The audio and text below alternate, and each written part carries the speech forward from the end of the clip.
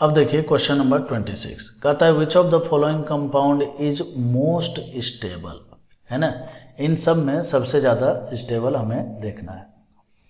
गौर से देखिए यहाँ पर इस वाले सिस्टम में, तो इसके पास जो है एक लार्ज कंजुगेशन सिस्टम है। देखिए यहाँ पर लोन पेयर है, lone pair sigma pi sigma, lone pair sigma, इस तरह से लार्ज कंजुगेशन सिस्टम है यहाँ पर।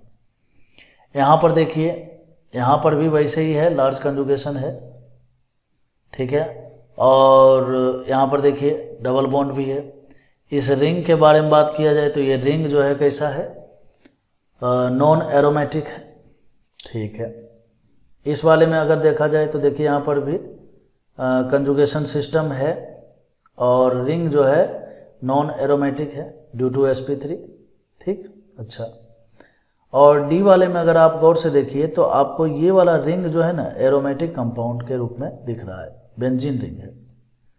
तो अगर इन चारों में से अगर आप कंपेयर कीजिए तो इन सब में से किसी भी कंपाउंड के पास जो है एक भी एरोमेटिक कंपाउंड नहीं है, बोले तो एक भी बेंजीन रिंग नहीं है, ठीक है। जबकि इसके पास एक एरोमेटिक है। तो सिस्टम में अगर एक भी एरोमेटिक कंपाउंड हो गया, कहने का मतलब एक भी रिंग अगर बेंजीन बन रहा है और उसके पेरिफेरल में भले ही नॉन एरोमेटिक कंपाउंड हो तो हम लोग इसको जो है एरोमेटिक मानते हैं, ठीक है। और वैसी स्थिति में ये बात आप जानते हो कि एरोमेटिक, यदि कोई कंपाउंड एरोमेटिक है तो उसकी स्टेबिलिटी सबसे ज़्यादा होती है। तो इन चारों में अगर आप कंपेयर कीजिएगा बच्चों तो सबसे ज़्यादा स्टेबल जो है आपको डी मिलेगा। किसके कारण? तो ड्यू टू एरोमेटिसिटी, ठीक है। मैं उम्मीद करता हूँ आपको समझ में आया होगा। अब देखिए क्वेश्चन नंबर 27। क्वेश्चन नंबर 27 में जो है ना हमसे पूछा गया है सेलेक्ट द बॉन्ड एंगल, ये दिया हुआ है, arrange the hydrocarbon according to their pKa value. देखिए जैसा कि हम लोग जानते हैं Ka वैल्यू जो होता है वो इन्वर्सली प्रोपोर्शनल होता है pKa वैल्यू के, ठीक है। अच्छा, तो अब देखिए यहाँ पर बहुत सारे कंपाउंड दिए हुए हैं, तो ऐसा करते हैं हम लोग सबसे पहले नंबर K वैल्यू देख लेते हैं। K वैल्यू देखने का मतलब एसिडिक स्ट्रेंथ देख लेते हैं, ठीक है। तो एसिडिक स्ट्रेंथ के लिए क्या करना पड़ता है? एसिडिक स्ट्रेंथ के लिए सबसे पहला नंबर हमें प्रोटॉन निकालना होता है और प्रोटॉन निकाल कर और फिर जो बनने वाला एनायन होता है उसकी स्टेबिलिटी देखते हैं। और हम जानते हैं कि एसिडिक स्ट्रेंथ जो है वो स्टेबिलिटी ऑफ एनायन के एनायन पर डिपेंड करता है, डायरेक्टली प्रोपोर्शनल होता है उसके, ठीक है।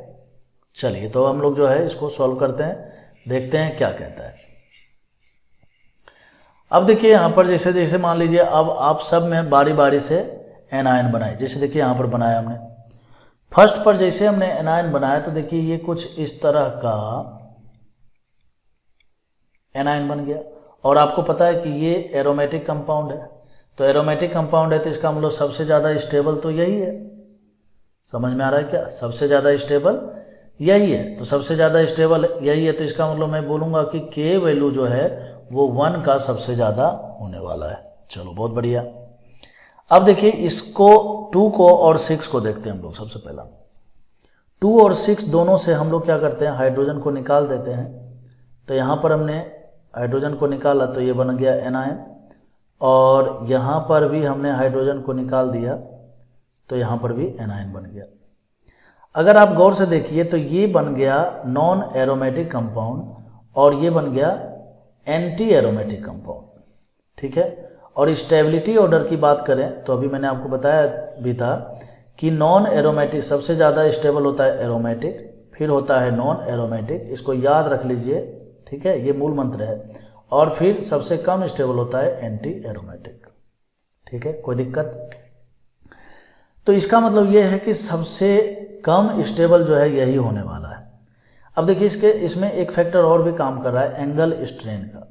एंगल स्ट्रेन जो है, चूंकि साइक्लोप्रोपेन रिंग है तो एंगल स्ट्रेन जो है इसमें भी है और एंगल स्ट्रेन जो है इसमें भी देखने को मिल रहा है। तो एक तो ये एंटी एरोमेटिक और दूसरा सबसे ज़्यादा एंगल स्ट्रेन है ना। तो मैं ज़्यादा तो नहीं लेकिन इतना बोल सकता हूँ कि एसिडिक स्ट्रेंथ जो है, मतलब इसका जो एनायन की स्टेबिलिटी की बात करेंगे तो 1 का सबसे ज़्यादा होने वाला है और 6 का सबसे कम होगा। 6 का सबसे कम होगा, और चूंकि ये साइक्लोप्रोपेन है, ये नॉन एरोमेटिक है, तो 6 से ज़्यादा किसका होगा? 2 का हो जाएगा, ठीक है। तो देखिए 1 का हो गया, 2 का हो गया और 6 का हो गया। अब देखिए बात करते हैं हम लोग 3, 4 और 5 में। 3, 4 और 5 में देखिए ये sp कार्बन है, तो sp कार्बन से जुड़ा हुआ हाइड्रोजन, और ये क्या है sp2 कार्बन से जुड़ा हुआ हाइड्रोजन, और ये क्या है sp3 कार्बन से जुड़ा हुआ हाइड्रोजन है। ठीक है। तो हम जानते हैं कि एसिडिक स्ट्रेंथ जो है K वैल्यू जो है वो डायरेक्टली प्रोपोर्शनल होता है इलेक्ट्रोनिगेटिविटी के। ठीक है। कहने का मतलब है कि जो जितना ज़्यादा इलेक्ट्रोनिगेटिव होगा, ठीक है, प्रोटॉन देने के बाद जो है उसका आयन उतना ही ज़्यादा स्टेबल होने वाला है। अच्छा, तो कहने का मतलब यह है कि अगर 3, 4, 5 में बात किया जाए तो 5 का जो है एसिडिक स्ट्रेंथ सबसे ज़्यादा होगा। क्यों होगा? क्योंकि डायरेक्टली प्रोपोर्शनल इलेक्ट्रोनिगेटिव है। ठीक है। तो यहाँ से हम लोग क्या करेंगे 5 का सबसे ज़्यादा कर दिए। चलो बहुत बढ़िया।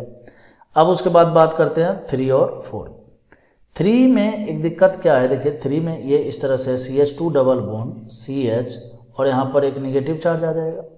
अब आपको पता है कि ये तो है एक sp2 हाइब्रिडाइज है, और sp2 हाइब्रिडाइज में देखिए यहाँ पर जो है 3 बॉन्ड बनना चाहिए था, 1 2 1 2 और एक हाइड्रोजन था। ठीक है।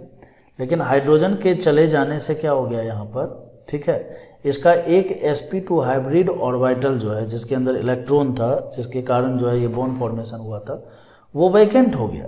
ठीक है।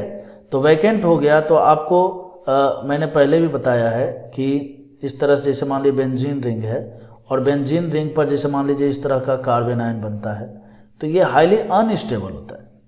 ठीक है। तो वैसे ही यहाँ पर भी C, जैसे कोई भी sp2 कार्बन आ जाए और उससे ही आपको हाइड्रोजन निकालना हो तो वो थोड़ा टफ टास्क होता है। टफ टास्क का कहने का मतलब यह है कि अगर उससे हाइड्रोजन को निकाल दिया जाए तो उससे बनने वाला जो एनायन होता है वो ज़्यादा अनस्टेबल होता है। तो 3 और 4 में जो है 4 की स्टेबिलिटी ज़्यादा है किससे, 3 से।